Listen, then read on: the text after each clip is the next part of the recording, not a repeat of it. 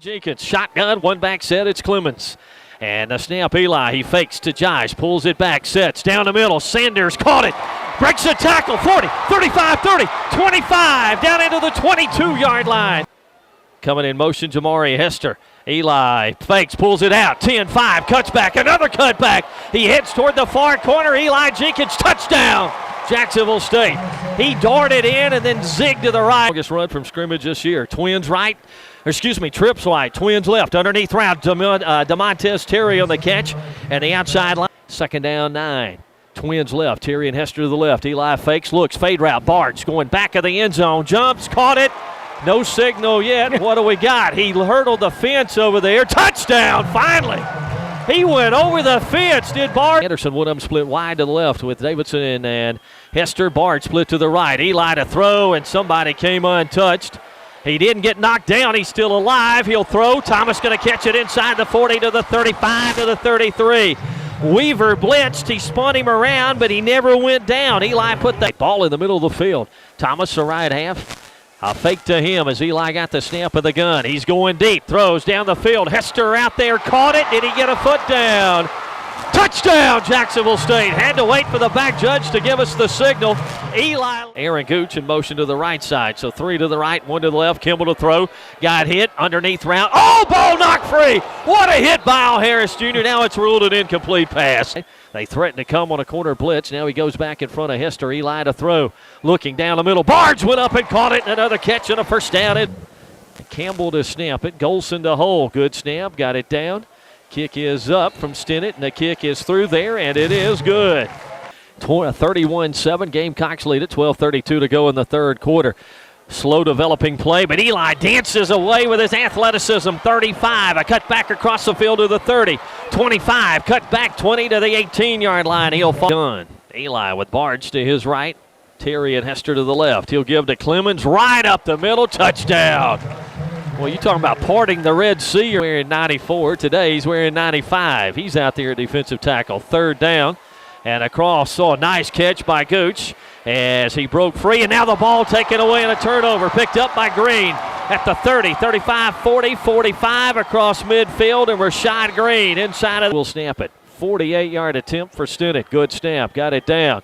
Kick, end over end. Long enough. Looks like it's through there. And a career high, career best. Cade Stinnett right in the Melvin Walker, the outside linebacker. Acts like he might come on a blitz here. Eli the snap, and he'll leave it with Rock. Found a little hole, turned the corner, 30, 35, 40. Ran into Rainey and just driving across midfield. They push the pile and finally out of bounds over here on the near sideline. Lines up as a tight end. Ty Anderson at H-back, lined outside of his right hip. Horn fakes and keeps to the 20. Brian Horn to the 15. Drives down around the 11-yard. Jacksonville State with a lead. Horn gets the snap. He'll fake, pull it down and keep it at the 10-5. Brian Horn, touchdown. He kept it. A nice read on the zone option. Couldn't be any better for our homecoming crowd. I thought it was a great crowd, pretty day. Everything went well. I think you see the fruits of 3 great weeks of practice. Finally got everybody clicking, together same time. Best we played probably since Liberty. Probably the most complete game we played all year. You just.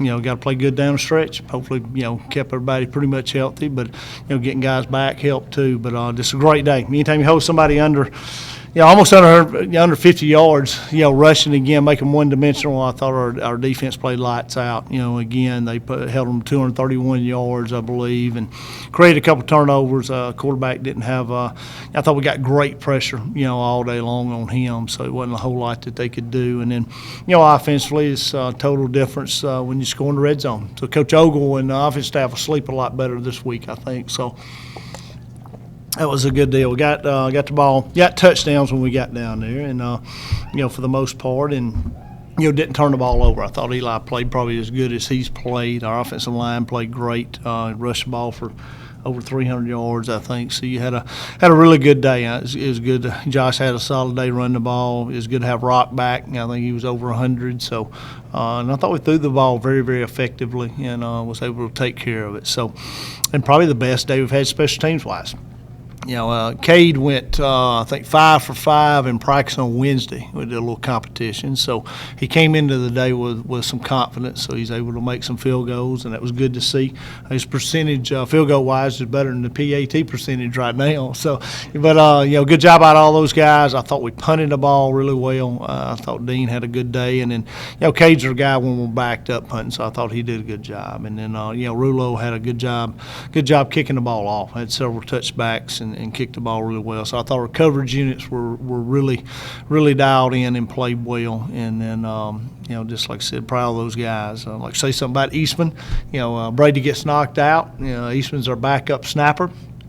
He has to come in and play and snap, and had to make some snaps backed up. So for a guy that just sums up what a Gamecock is, that's a tough guy. He works 3 or 4 nights at Walmart boxing, on the night shift, and still goes to college and plays college football. So it's good to see a guy like that get in the game and perform the way he did. So just very, very proud of him, but proud of everybody overall. Had a good game plan. Coaches continue to do a great job, I think, of coaching these guys and working during the week to give us a chance, and just very, very proud of the win. We beat a good football team today.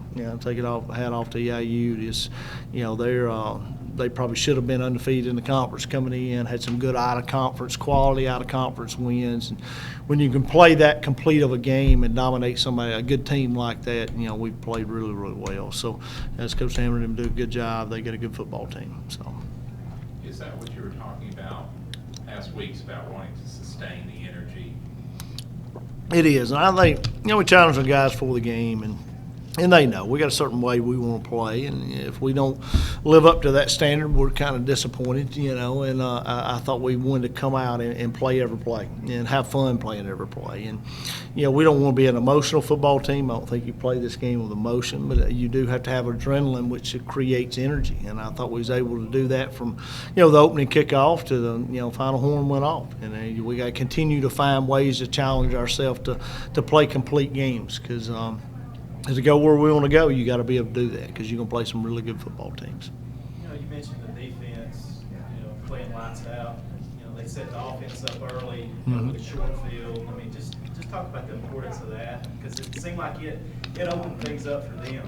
I think it's huge. I think anytime you get a turnover in the red zone and able to cash it in early and get off to such a good start, I mean, it's a big thing. And like I said, it's good to see everybody firing on, every cylinder. And it's if people have a hard time running the football on you, and we make them one-dimensional, we're hard to handle. And we're almost at 90 degrees, right here at the end of October. So being able to play 12 to 14 D linemen really helps you out on a day like today. So you got Roberts back, got E.J. Moss back, and those guys were rolling in and out. I didn't ever think they got tired during the game. So we got great pressure. We was able to stop the run, and then back end just keeps playing. Corners are playing really well. Marlon Bridges is playing, really well. So those guys, and Rashad Green had a good day too. So we're playing a lot of DBs too. So and our linebackers are, they're doing a great job. So. Roberts claims just to be 20 years old today. Are you sure he's not like 35 or something? just if you would elaborate on what he is, the way he's played today and what he has been. On Roberts. Randy Robinson. Yeah, Randy Robinson. Yes. I knew it was Randy's birthday. I said, I don't think it's Joseph's birthday. So. Okay. Say Robertson. Well, he's one of those guys, and they just asked me on the radio, said, how in the world did you redshirt Marlon Bridges last year? We like to try to redshirt every one of our guys that come in as a freshman. It just gives them a year to mature, and you got them another year. So we're so glad that we were able to redshirt Marlon. And but Randy was one of those guys in that freshman class that we had some injuries early, D line wise, and so we had to play. And he ended up probably starting as many games up front. He probably started 8 games last year, inside D line wise as a true freshman last year. So it shows you what kind of player he was. We just after we had to play him, he became a starter and just had a great season. Probably had as good a year as anybody inside last year as a true freshman. And he's going to have a great career. He got us off to a good start with a sack today. I told him to come off field field. I said, happy birthday. There you go. That's a good one to get on your birthday. So it was, we sang happy birthday to him at the, in the locker room after the game. But it is hard to believe. He don't play. Last year he did not play like a true freshman. It shows you his maturity, and that guy's, been through some stuff too. He lost his dad as a senior in high school, and it's been a tough deal on him. So it's good to see, him have, such good success. He's such a good, person. He's a good young man. You talked a minute ago about them making them one-dimensional. Dameron talked about it this week, trying to make you guys one-dimensional. And I don't know if you saw that or not, but he just said, what we gotta do is line up and stop the run. I think everybody wants to. We're going to try to create ways to run the football. We like to run the football. We like to throw the football too. I mean, we want to be balanced. So I think people come into the game, they want to take Eli's legs away from him, and they want to, try to load the box and try to make it where we can't run it to make us have to throw it. But we don't mind throwing it either. I mean, if you're going to load the box up, we're going to take shots downfield. I thought we did a good job of that today at taking shots and, getting people open and completing balls. But, we're going to find a way to run the ball, and create. And when you can run, as much option stuff as we do, with Eli, he does a great job of that, of reading defenders, and that's, we can not block one or two and read them, and it makes it pretty tough. But I think everybody's game plan is going to be that coming in. I mean, if I was coaching against us, that's what I'd try to do to us, is try to make us throw the football. So did you guys open it up a little bit more than maybe? I don't think so. I think we've been balanced. I mean, some days you're not going to connect down the field explosive play-wise. I mean, it's just freeing people to do it. I mean, you sit there and let you run it, or you want to make us throw it, 40, 50 yards downfield, try to connect. That's a hard thing to do. It's kind of like shooting half-court shots.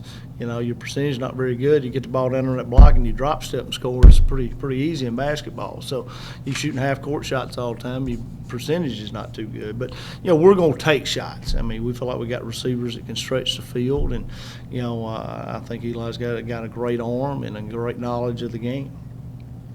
How much did you see the tail end of Barge's touchdown?